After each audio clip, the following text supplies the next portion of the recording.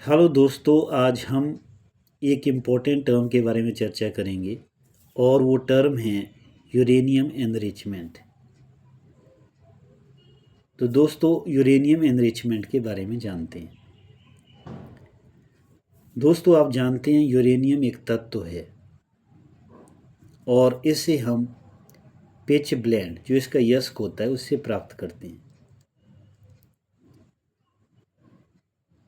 लेकिन ये जो यूरेनियम होता है, ठीक है, ये आपका इसके दो जो आइसोटोप है वो हमारे को एक साथ देखने को मिलते हैं। एक को हम U235 कहते हैं और दूसरे को U238 कहते हैं।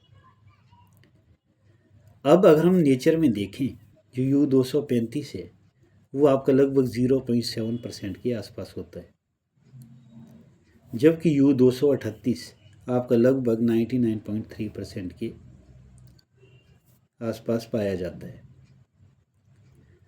अब हमें यहाँ पे जो ज़रूरत होती है, यूरेनियम के जिस रूप को हम सीधा यूज़ कर सकते हैं, वो इसका आइसोटोप U235 है।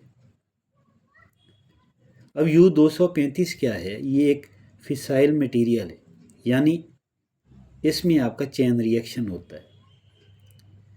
जब हम इस पे न्यूट्रॉन की बम्बार्डमेंट करते हैं तो इसके जो हैवी न्यूक्लियस होते हैं वो टूटते हैं। दो लाइटर आपका न्यूक्लियस में वो टूटेंगे और साथ में इसमें आपका 3 न्यूट्रॉन भी आपका निकलते हैं, जो फर्दर आपका क्या होगा, दूसरे जो एटम होंगे यूरेनियम के, उनको तोड़ते जाएंगे, जिससे large amount of energy produce होगी। यानी कि अगर मेरे पास चुटकी भर आपका यूरेनियम है, U235 है, तो उससे मैं क्या कर सकता हूँ, उससे मैं एक सिटी को तबाह कर सकता हूँ।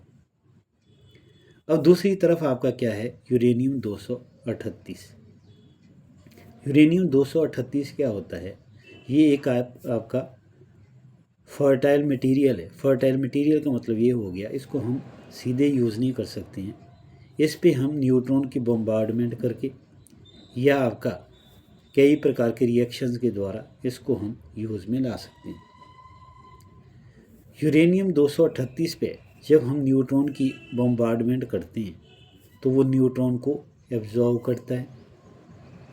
एब्जॉर्व करने के बाद वो आपका यूरेनियम 239 में कन्वर्ट हो जाता है बीटा डीके के कारण, और फिर वो फर्दर आपका क्या होता है, प्लूटोनियम 239 में बीटा डीके के कारण कन्वर्ट हो जाता है।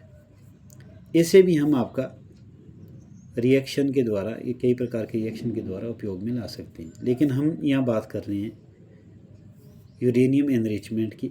उसमें हम किसकी बात कर रहे हैं? यूरेनियम 235 की। यूरेनियम जो 235 है वो हम कैसे प्राप्त करते हैं?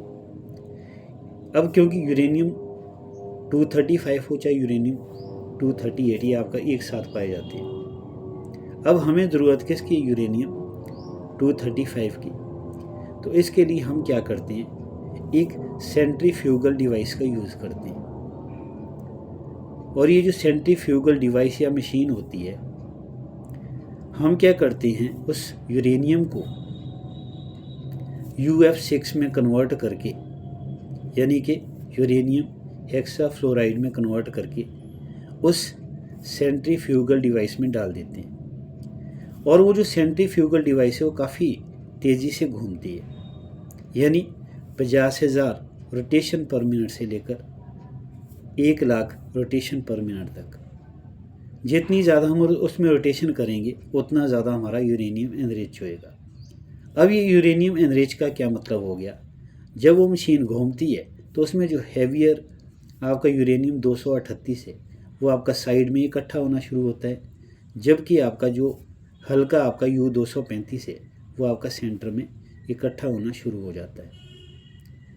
तो जितना ज़्यादा हम उसको कॉन्सनट्रेट कर पाएंगे, इकट्ठा कर पाएंगे, उतना ही हम उसको न्यूक्लियर वेपन बनाने के लिए उपयोग कर सकते हैं। इसी प्रोसेस को हम यूरेनियम एनरिचमेंट कहते हैं।